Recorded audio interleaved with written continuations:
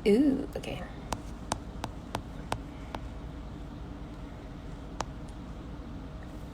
Kita tunggu Ustaz live dulu.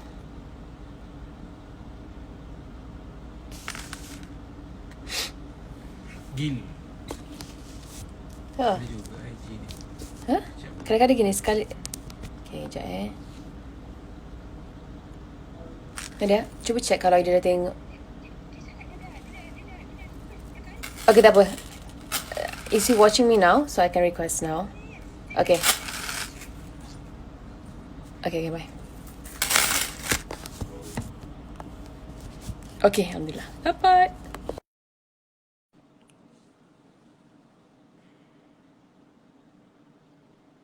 Waiting. Alhamdulillah. Okay, Ustaz. Terima Ya. kasih, mula-mula sekali terima kasih sebab sudi buat live dengan saya. Mungkin dengan live ni kita dapat memberi semangat, memberi inspirasi, berkongsi ilmu dengan followers saya, dengan followers Ustaz untuk semangat lagi buat amal ibadah pada dalam situasi MCO ni, Ustaz.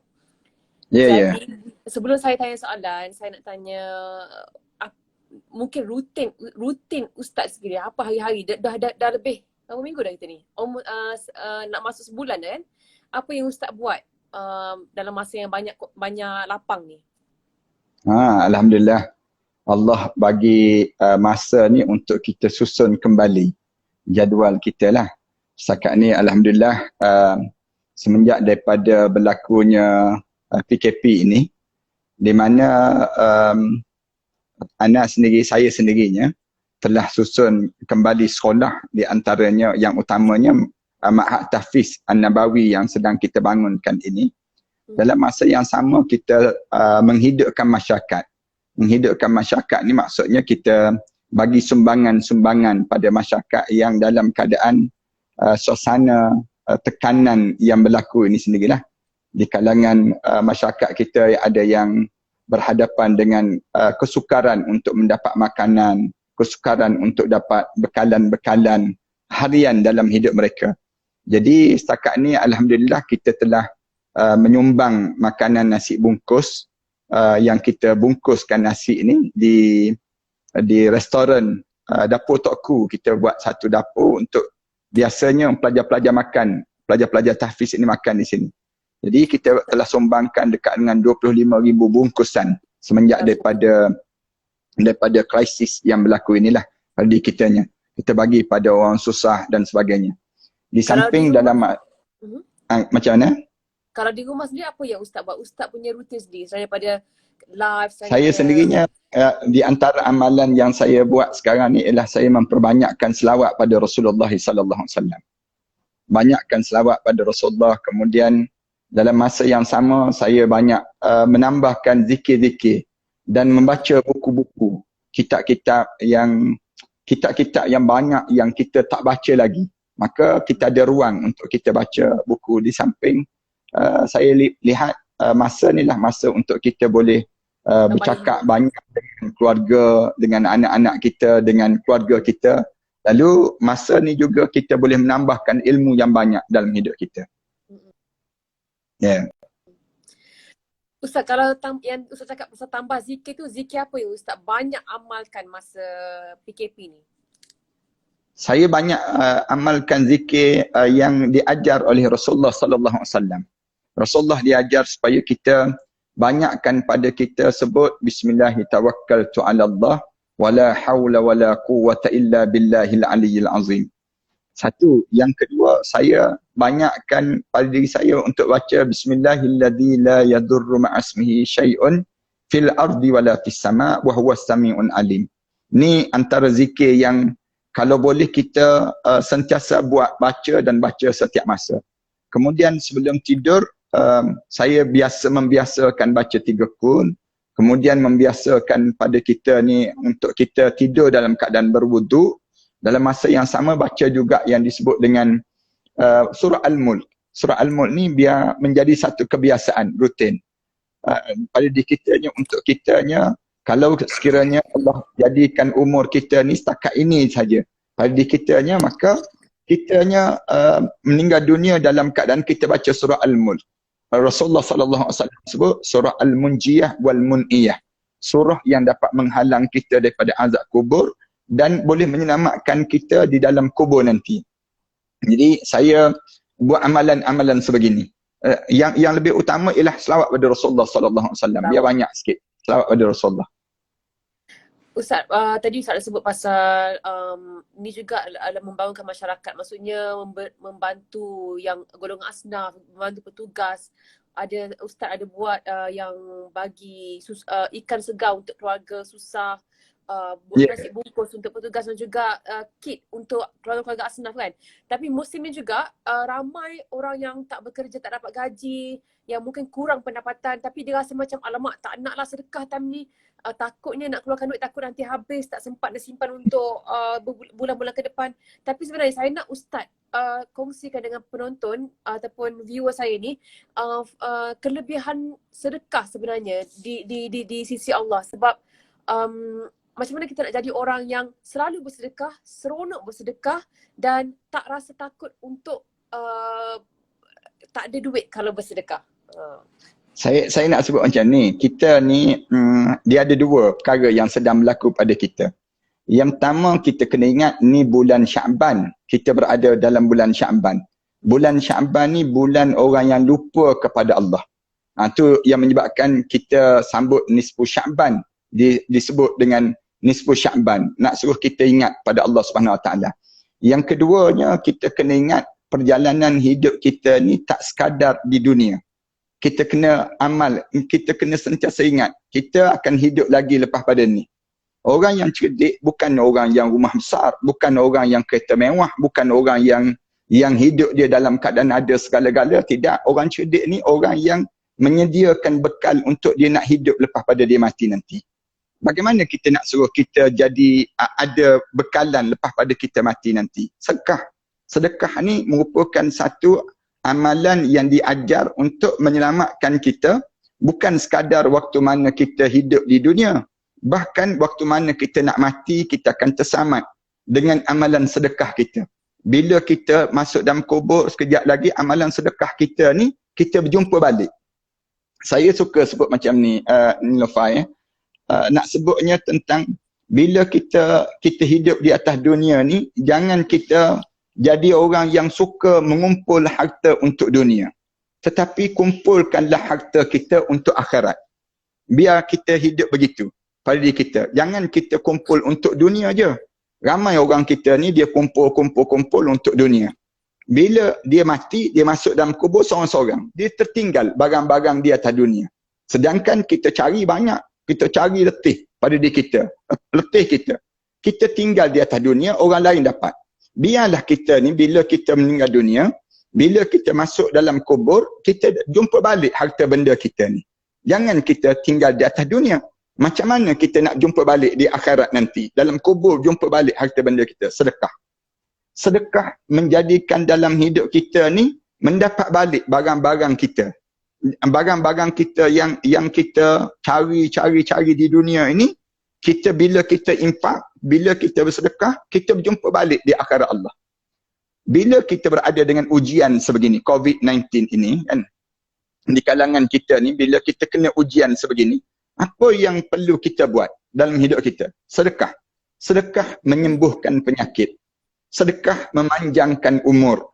Dengan kita bersedekah, menjadikan kita semakin dekat dengan Allah. Lalu pada diri kita dalam hidup kita ni, jangan pada diri kita ni, bila kita kena ujian sebegini, kita kata, dah lah aku tak ada duit, aku nak bersedekah lagi macam mana? Pada diri kita nak faham. Bila kita bersedekah, lagi Allah bagi rezeki pada kita. Lagi kita bersedekah, Rasulullah dah berjanji dah, tak akan miskin orang yang berimpak di jalan Allah. Tak akan rugi orang yang hidup dia dalam keadaan dia banyak memberi. Lalu kita ni, hidup kita ni, kita kena ajar pada diri kita, aku ni sedang mengalih harta benda aku ke akhirat. Aku sedang nak ambil segala harta benda aku di atas dunia ni, biar sampai di akhirat nanti aku berjumpa balik. Misal contoh, kita bagi duit RM50 dalam tabung. Bila kita masuk dalam tabung RM50, misal contohnya, kita berjumpa balik ke duit ni? Kita bagi pada tabung sajakah ataupun kita bagi pada diri kita? kita sedang memberi pada diri kita balik. Setiap kali mana kita memberi, kita kena ingat, kita beri bukan kita beri pada orang, tetapi kita bagi pada diri kita sendiri. Itu hidup kita. Kalau kita bagi pada, kita masuk dalam tabung, kita niat akhirnya dapat bertabung, kita tak dapat apa-apa. Tu bukan konsep Islam. Islam diajar, bila kita masuk dalam tabung, masuk saja duit dalam tabung ke, kita bagi derma ke, semua yang kita masuk tu untuk diri kita balik.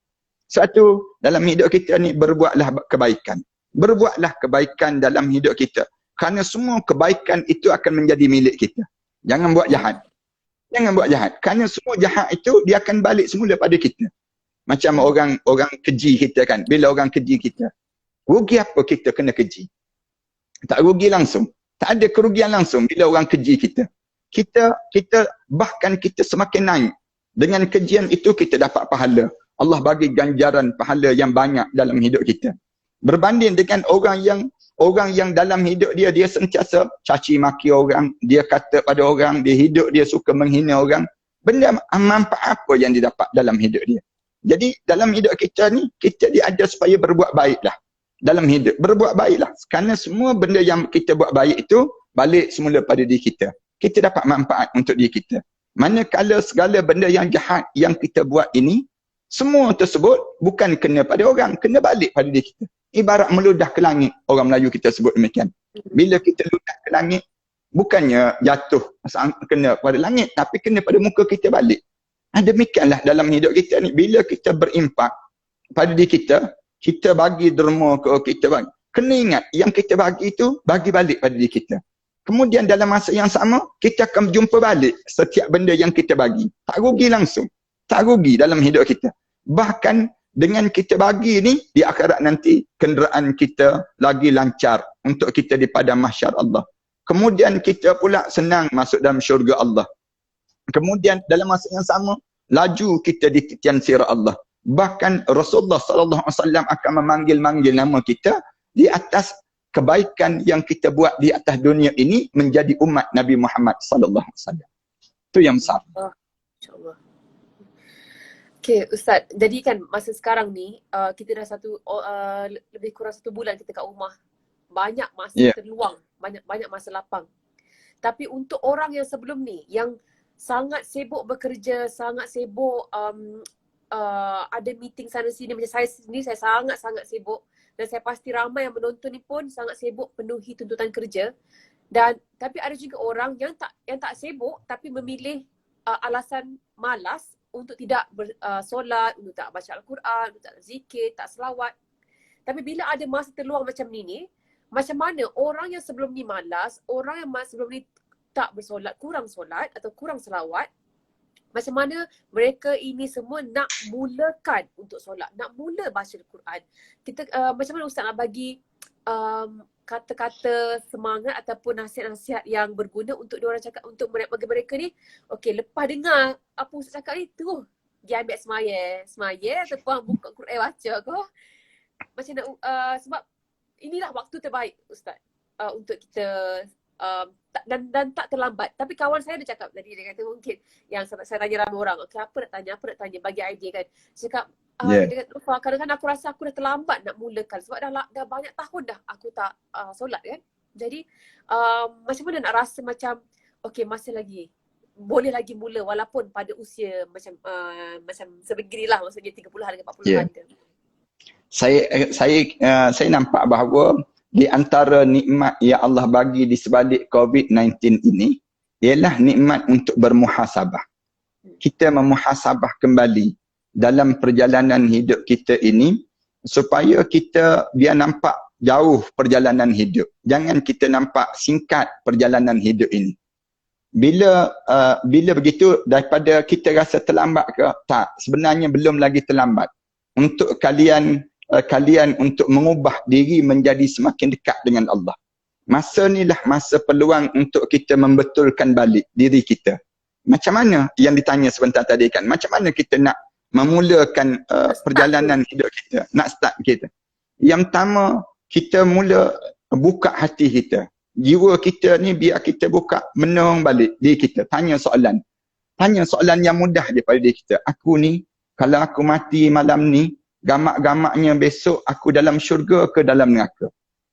Tanya je soalan tersebut pada diri kita. Bila kita menung seorang-seorang, mesti mengalir air mata jernih kita.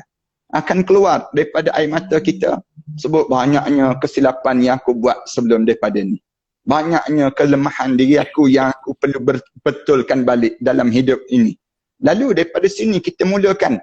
Mulakan bagaimana? Kita mulakan dengan ilmu. Saya cadangkan demikian. Mulakan belajar, buka buku, kemudian belajar. Mula kita nampak kelemahan diri kita. Bila kita nampak kelemahan diri kita kat mana? Daripada sini kita kata, aku kena betulkan diri aku dengan ilmu. Ilmu dahulu. Kemudian yang kedua, lepas pada kita ada ilmu, kita dapatkan sahabat-sahabat yang baik. Sahabat-sahabat, kita bagi tahu pada sahabat kita, saya ni dulu pernah tinggal solat. Saya ni pernah buat benda yang dilarang oleh Allah dalam hidup saya. Adakah Allah memberi peluang untuk saya kembali kepada Allah? Lalu sahabat-sahabat kita akan sebut, sahabat-sahabat yang baik ini dia kata, Allah membuka pintu langit, pintu syurga untuk diri kita. Nama kamu di antara ahli-ahli syurga yang tertulis di pintu syurga. Kan semangat kita dapat dorongan daripada sahabat-sahabat yang baik. Ni Imam Ghazali dia ajar demikian. Kamu dapatkan daripada sahabat-sahabat yang jenis, nampak jauh perjalanan hidup kamu. Jangan kita bersahabat dengan sahabat-sahabat yang merosakkan diri kita. Sahabat-sahabat yang untuk di dunia saja, jangan. Tetapi kita bersahabat dengan orang-orang yang dia tahu, kalau lepas pada kita mati nanti, kita nak ke mana? Kita nak buat apa dia? Amalan apa yang perlu kita bawa untuk saat mana kita nak melalui keadaan-keadaan demikian. Dua, pada diri kita. Lepas pada kita ada ilmu, kemudian kita bersahabat. Yang ketiga, pada diri kita, kalau kita nak mengubah diri kita ini, kita diajar supaya berdoa pada diri kita. Doa pada Allah. Ya Allah, tolong sayangilah diri aku ini, ya Allah. Dalam hidup kita, kita sebut demikian. Ya Allah, tolong sayangilah aku. Seburuk mana pun aku, sekeji mana pun aku, sejahat mana pun aku ni, ya Allah. Sejijik mana pun aku ni, ya Allah. Pandanglah aku dengan pandangan rahmat kamu. Kita kena sebut pada Allah. Ya Allah, pandanglah saya dengan pandangan rahmat kamu, ya Allah. Jangan kamu pandang saya dengan pandangan azab, ya Allah. Ni dalam hidup kita ni demikian. Bila hati kita dah bersih, dah jernih, maka angkat tanganlah berdoa pada Allah. Minta ampun pada Allah. Minta ampun pada Allah. Dalam minta ampun pada Allah dalam doa kita tadi, kita minta sebanyak mungkin. Berlaku zaman Rasulullah sallallahu alaihi wasallam kan. Ada seorang budak muda yang dia datang muram wajah dia. Dalam keadaan wajah dia tu dalam keadaan yang pucat lesi tu badan dia. Datang bagi tahu kepada Rasulullah, ya Rasulullah, aku datang dengan dosa-dosa yang banyak ya Rasulullah. Apakah ada keampunan Allah untuk dia aku ni ya Rasulullah? Rasulullah tanya, dosa banyak mana dosa kamu? Banyak ya Rasulullah. Lalu Rasulullah tanya, dosa banyak mana? Di antara langit dan penuh ni, di antara langit dan bumi ni penuh ke dosa kamu? Dia jawab, lebih daripada itu ya Rasulullah. Dia sebut ada Rasulullah. Rasulullah kata, ya Allah akan mengampunkan dosa kamu. Bila kamu bertaubat, kamu minta ampun pada Allah, Allah akan terima taubat kamu tadi. Yang Rasulullah sebut demikian. Kemudian ditanya balik pada Rasulullah, ya Rasulullah, kemudian aku ulang balik perbuatan itu ya Rasulullah. Aku ulang lagi perbuatan yang sama. Kemudian aku taubat lagi pada Allah. Apakah Allah akan menerima taubat aku ni ya Rasulullah? Rasulullah jawab, ya Allah akan terima taubat kamu. 2 kali disebut. Kemudian ya Rasulullah, aku ulang lagi ya Rasulullah, perbuatan yang sama lagi. Perbuatan yang sama tadi aku ulang lagi dalam hidup aku ya Rasulullah. Apakah Allah akan terima taubat aku ni ya Rasulullah? Lalu Rasulullah jawab, ya Allah akan terima taubat kamu. Lalu dia pandang, dia angkat muka dia, dia pandang wajah Rasulullah. Sampai bila Allah ni nak menerima taubat aku ni ya Rasulullah? Sampai bila Allah akan terima taubat aku ni ya Rasulullah? Lalu Rasulullah jawab, sehinggalah kamu berputus asa dalam meminta ampun pada Allah, Allah tak pernah berputus asa dalam mengampunkan dosa kamu. Bila dia sebut saja begitu, Rasulullah sebut saja begitu, mengalir terus air mata dia. Dia sebut, ya Allah, Allahu Akbar, Allahu Akbar. Dia pusing terus. Lalu, saya nak sebut apa yang tanya oleh Lofa sebentar tadi, tentang mengenai pada diri kita ni, kalau kita nak taubat tu, daripada mana kita nak mula pada diri kita ni saat begini? Kita tak terlambat. Saya nak sebut. Yang penting kita kena ingat, kita masih lagi hidup di atas dunia. Selagi mana roh kita belum sampai di halqum, selagi itulah Allah terima taubat kita. Jadi yang pertama biar ada ilmu. Yang kedua, kita dapat sahabat-sahabat yang baik dalam hidup kita. Yang ketiga, kita taubatan nasuha. Minta ampun pada Allah. Kemudian yang ketiga, yang keempat, kita istiqamah walaupun benda yang kecil. Istiqamah lah. Macam saya sebut tadi, selawat, misal contohnya, selawat. Allahumma salli ala Muhammad wa ala ali Muhammad. Bibir kita ni selawat je. Allahumma salli ala Muhammad wa ala ali Muhammad. Benda yang kecil je. Benda sikit je. Tapi walaupun sikit, di mana Allah Subhanahu wa taala bagi pada kita ganjaran yang besar. Ya Allah jadi pada diri kita. Kita nampak kecil je. Tapi tak adalah amalan yang Allah turut serta buat bersama dengan kita. Amalan apa dia? Selawat pada Nabi Muhammad sallallahu alaihi wasallam. Allah dia suruh kita sembahyang. Tapi Allah tak sebut dia sembahyang. Allah dia suruh kita zakat. Allah tak sebut dia zakat. Tapi bila Allah suruh kita selawat, Allah kata, aku dan malaikat turut berselawat pada Nabi kami. Ya ayyuhalladzina amanu sallu alaihi wa sallimu taslima. Selawatlah kamu ke atas Nabi sebanyak mungkin pada diri kami. Ini kelebihan. Kalau kita cerita tentang amalan yang sikit, kita istiqamah, dipanggil amalan selawat misal contohnya, yang saya sebut awal tadi, dia akan banyak melepaskan kita daripada bebanan kehidupan kita, beratnya hidup kita di dunia ini. Kita ada masalah, selawat pada Nabi Muhammad sallallahu alaihi wasallam. Kita ada hutang, selawat pada Nabi Muhammad sallallahu alaihi wasallam. Kita ada apa dia? Dalam hidup kita ni kita ada cacian makian orang pada kita, selawat pada Nabi sallallahu alaihi wasallam. Bila kita buat boleh istiqamah dengan satu amalan, kita istiqamah dengan amalan ni, insya-Allah Allah Subhanahu wa taala akan rasa halawatul iman. Nikmatnya kita dalam kita mula solat, mula kita jaga syariat, kita akan rasa nikmat dalam hidup kita bila Allah kurniakan pada kita dipanggil kedudukan yang sesempurna tadi dalam hidup kita. Wallahu a'lam. Okey Ustaz. Seterusnya ni berkaitan tentang ramai juga yang tanya untuk mereka yang mak ayah dah meninggal, arwah ayah, arwah. Tapi dia tanya pula macam ni, dia kata macam mana dia nak memohon maaf dengan mak ayah yang sudah meninggal sebagai seorang anak. Di antara amalan yang kita boleh buat ialah kita menyambung silaturrahim. Kawan-kawan mak ayah kita yang meninggal dunia. Kita pergi berjumpa dengan dia, Pak Cik, saya anak arwah sekian-sekian. Mak Cik, saya anak arwah sekian-sekian. Saya datang ni betul-betul nak menyambung silaturrahim. Kita sebut demikian. Waktu mana kita buat demikian, kita telah terampun dosa kita dengan mak ayah kita yang kita buat sebelum daripada ni, waktu mana dia hidup dahulu. Itu. Yang kedua, kita bersedekah di atas nama arwah mak kita dan arwah ayah kita. Ambil duit-duit kita kan.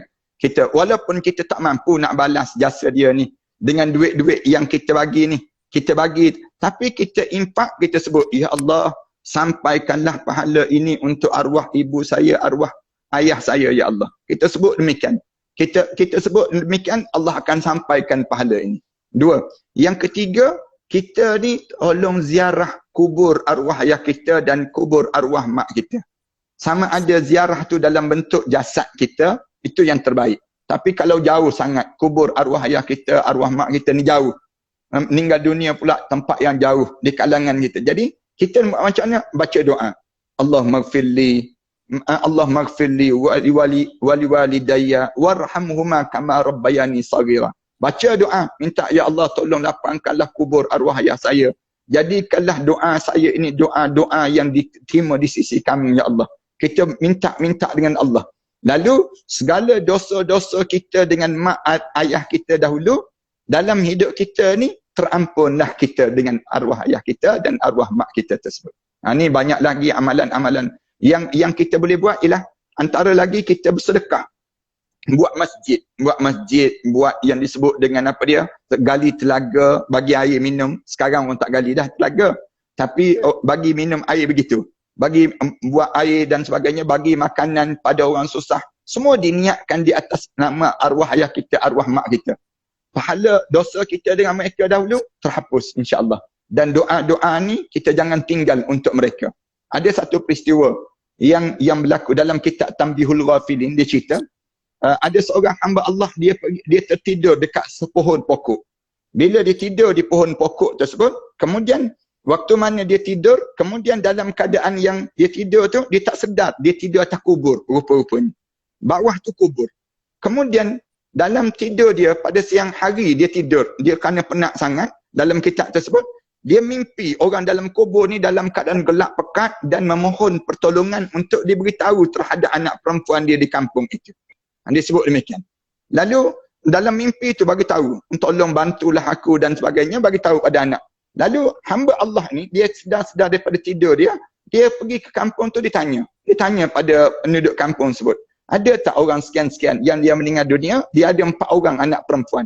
Anak perempuan dia ni, dia ada 4 orang anak perempuan. Boleh tak aku nak berjumpa dengan 4 orang anak perempuan tersebut? Orang kampung tu bagi tahu ada orang sekian-sekian dan dia pergi berjumpa.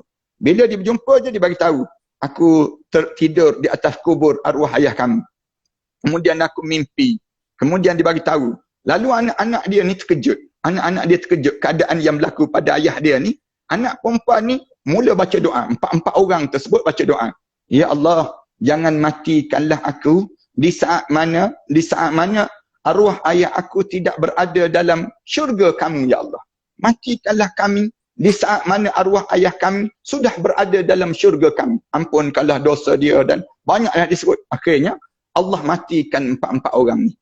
4 orang perempuan ini bila diwafatkan 4 orang sebut, lepas tersebut hamba Allah ni pergi tidur lagi. Dia pergi tidur lagi di atas kubur tersebut, dia mimpi lagi. Dengan hamba Allah tu, dia melihat semua 5 orang berada dalam syurga Allah SWT. Maknanya, kebaikan kita ni anak-anak ni, tolong bantulah mak ayah kita, walaupun kita pernah buat dosa pada mak ayah sebelum daripada ni, lalu kita minta ampun kepada Allah terhadap mereka itu, nescaya Allah akan terima doa-doa kita dan Allah akan hapuskan dosa-dosa kita terhadap mereka tersebut. Tu untuk mereka anak-anak yang mungkin buat salah dengan mak ayah, tak sempat minta maaf tapi mereka dah meninggal. Untuk mereka anak-anak yatim atau anak yatim piatu di luar sana yang nak menjadi anak yang soleh kepada arwah mak dan ayah yang sudah meninggal. Nak jadi anak yang soleh pula ni. Macam mana?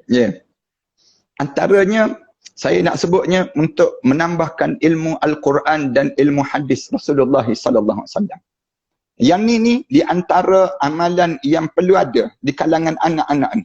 Biar mereka, kalau boleh mereka menghafal Quran. Mereka menghafal, dapat banyak mana pun ayat-ayat Al-Quran yang dihafal tadi akan menjadi pelindung dan pembenteng untuk diri dia dan kedua ibu bapa dia. Kemudian dalam masa yang sama juga, selain daripada menghafal Al-Quran Karim, dia mestilah bekerja untuk hidup ini untuk di jalan Allah. Bekerja bersungguh-sungguh untuk di jalan Allah. Dalam hidup dia, berjuang di jalan Allah. Dalam menggerakkan tubuh badan dia, menolong dan bantu agama Allah. Allah Subhanahu Wa Taala sebut dalam Quran, in tansurullah yansurukum wa yuthabbit aqdamakum. Kamu tolong agama Allah, Allah akan tolong kamu. Dan Allah akan tetapkan pendirian kamu. Jadi, bila kita jadi anak pada arwah ayah yang telah meninggal dunia, jadilah anak-anak yang soleh. Jangan jadi anak yang toleh. Anak yang toleh ni maknanya anak-anak yang menyakitkan hati, menyakitkan mak kita, arwah ayah kita dalam kubur tersebut. Yang ni yang menyebabkan mereka terseksa dengan amalan-amalan kita. Kita diajar supaya dalam hidup kita ni, sentiasa kitanya buat amalan-amalan soleh. Supaya bukan sekadar kita je dapat manfaat, arwah mak kita, arwah ayah kita, arwah datuk-datuk kita ni jadi dalam keadaan yang semakin dekat dengan Allah. Kerana amalan kita ni menjadikan pembantu pada mereka untuk masuk dalam syurga Allah SWT. Termasuk menghafal Quran. Menghafal Quran, kemudian mati syahid di jalan Allah. Semua benda ni, amalan-amalan ni boleh membantu arwah ibu, arwah ayah kita untuk berada dalam syurga Allah. Jadi anak-anak yatim, kalian walaupun kalian kehilangan ibu, kehilangan ayah dalam hidup kalian, tapi kalian tak kehilangan orang mukmin dalam hidup kalian. Kalian adik-beradik dengan Rasulullah sallallahu alaihi wasallam. Rasulullah waktu mana dia tak ada ayah, tak ada ibu dalam hidup dia, bagaimana dia jaga peribadi dia? Begitulah dalam hidup kita anak yatim. Bila kita jadi anak yatim, kita mesti jadi orang yang bagaikan Rasulullah sallallahu alaihi wasallam. Sehingga kan Rasulullah sebut, ana wa kafilul yatim kahatain. Rasulullah sebut, Aku dengan orang yang jaga anak yatim, macam jari ni dengan jari ni. Rasulullah sebut demikian. Rasulullah gambarkan demikian. Dekatnya dalam syurga Allah. Nak gambarkan pada kita bahawa dekatnya Rasulullah dengan anak yatim. Apa tak? Dengan penjaga anak yatim pun dekat. Dekat. Rasulullah tunjuk begitu. Kalau dengan anak yatim, lagi dekat. Lagi dekat. Kerana anak yatim ni adik-beradik Rasulullah SAW. Oleh kerana demikian, bila kita jadi anak yatim, kita kena jaga peribadi kita. Biar peribadi kita macam peribadi Rasulullah, macam peribadi sahabat-sahabat dan sahabiah di zaman Rasulullah SAW. Jangan meminta-minta. Allah akan buka hati orang untuk nak memberi. Jangan sibuk kita nak ulur tangan bagi tahu kita anak yatim. Pakai pelekat pula dekat dada ni. Sebut, saya anak yatim. Tak perlu. Kerana apa dia? Allah akan buka hati pada orang mukmin ini untuk menjaga anak-anak yatim tersebut. Wallahu a'lam. Tengok kita punya perkongsian sekarang ni. Ya. Yeah.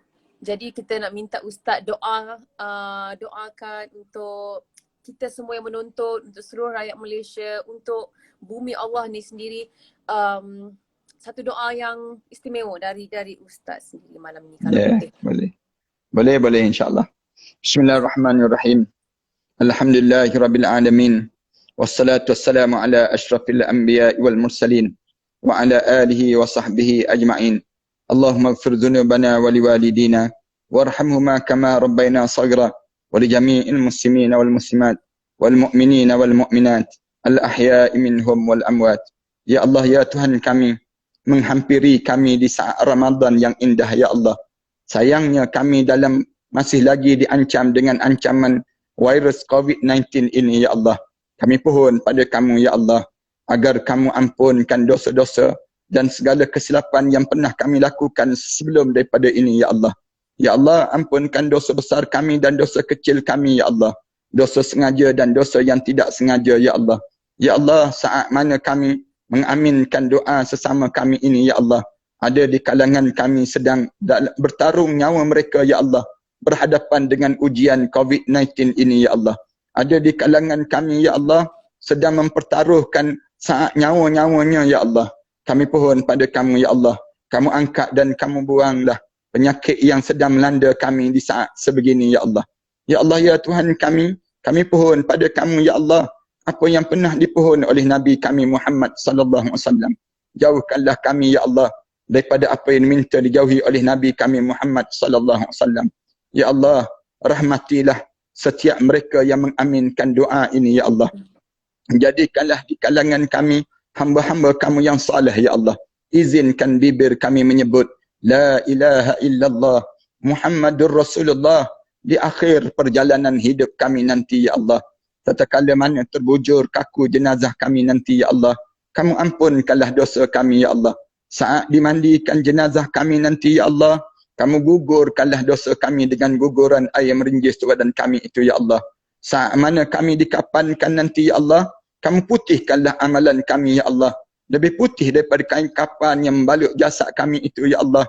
Saat mana diusung jenazah kami nanti ya Allah, kamu pilihlah di kalangan mereka yang paling soleh ya Allah. Ia akan mengimamkan salat jenazah kami nanti ya Allah. Ia akan mengusung jenazah kami nanti ya Allah. Kamu pilihlah anak-anak kami yang saleh ya Allah. Ia akan mengusung jenazah kami nanti ya Allah. Ia akan meletakkan kami ke liang lahat nanti ya Allah. Tatkala mana diturunkan jenazah kami ke barzah nanti ya Allah, kamu wangikanlah kubur kami ya Allah. Kamu lapangkanlah kubur kami ya Allah. Kamu jadikan kubur kami di antara taman pada taman-taman syurga ya Allah. Ya Allah, ya Tuhan kami, di malam pertama kami di barzah nanti ya Allah, ketemukanlah kami dengan arwah ayah kami ya Allah, arwah datuk nenek moyang kami ya Allah, yang telah meninggal dunia sebelum daripada kami di Illiyin ya Allah. Saat menghampiri Ramadan sebegini ya Allah, kerinduan itu seringkali bertandang dalam hidup kami ya Allah. Rindu saat kami membesar di atas dukungan arwah ayah kami dahulu ya Allah. Rindu saat kami tertidur di atas ribaannya dahulu ya Allah. Rindu ya Allah saat-saat di pagi hari ya Allah kami dimandikan oleh arwah ayah kami ya Allah. Rindu ya Allah saat mana kami disuap ke tangan ke mulut kami dahulu ya Allah. Rindu ya Allah saat kami bangun di penghujung malam ya Allah, kelihatan arwah ayah kami sujud dan sujud pada kamu ya Allah. Meminta dengan kamu ya Allah agar diselamatkannya daripada azab kubur dan di akhirat nanti ya Allah. Jadikanlah doa kami ini ya Allah di antara doa-doa anak yang saleh ya Allah. Senangkanlah ia melalui saat-saat yang sedemikian rupa itu ya Allah. Ya Allah, ampunkanlah dosa kami terhadap kedua ibu bapa kami ya Allah. Khususnya terhadap ibu kami ya Allah. Seketika dahulu ya Allah, kami mengakui kami pernah bercakap kasar di hadapan ibu kami ya Allah. Kami pernah menengking kata-kata ibu kami ya Allah. Kami pernah meninggikan suara di hadapan ibu kami ya Allah. Kami pernah melihat air mata ibu kami mengalir lesu di pipinya itu ya Allah. Kami tidak sengaja melukakan hati ibu kami ya Allah. Kami tidak sengaja melukakan hati ibu kami ya Allah. Ya Allah, kerana dosa-dosa itukah pula ya Allah ia menyebabkan kehidupan kami menjadi sebegini ya Allah. Kerana dosa-dosa itukah pula ya Allah ia menyebabkan kamu berpaling daripada rahmat kamu untuk kami ya Allah. Kerana dosa-dosa itukah pula ya Allah ia menyebabkan hati kami menjadi keras ya Allah. Ya Allah, seburuk mana pun kami ini ya Allah, sejijik mana pun kami ini ya Allah, sejahat mana pun kami ini ya Allah, segunung mana pun dosa yang pernah kami lakukan di dunia ini ya Allah, pandanglah kami dengan pandangan rahmat kamu ya Allah. Pada siapa lagi kami mampu mengadu doa ini ya Allah, kecuali kepada kamulah yang maha mendengar doa ini ya Allah. Ya Allah, izinkan kami bangkit di akhirat nanti bersama dengan para nabi dan para awliya salihin ya Allah. Di saat mana melayangnya suratan amalan manusia nanti ya Allah, kami menerima suratan amalan sebelah tangan kanan ya Allah. Ya Allah, senangkanlah kami melalui titian sirat ya Allah. Izinkan kami bersimpuh di sisi Nabi kami Muhammad sallallahu alaihi wasallam sambil mencium jari jemarinya ya Allah, mengucup dahinya ya Allah, memeluk tubuh badan yang indah itu ya Allah. Ya Rabbana lakal hamdu kama yanbaghi li jalali wajhika wa 'azimi sultanik. Rabbana 'alaika tawakkalna wa ilaika anabna wa ilaikal masir. Rabbana ja'alna muqimas salah wa min dhurriyyatina Rabbana wa taqabbal du'a.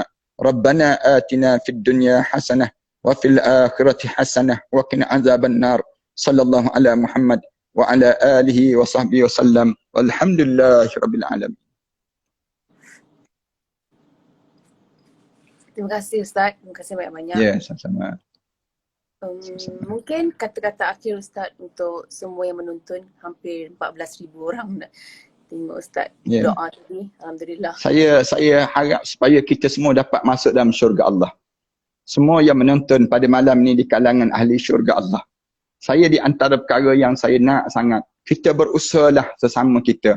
Bukan berusaha untuk nak hidup di dunia, tetapi berusahalah untuk hidup di akhirat. Untuk hidup di akhirat ni tak ramai orang yang berusaha. Maka kitalah yang menjadi abnaul akhirah. Orang-orang yang hidup untuk akhirat Allah.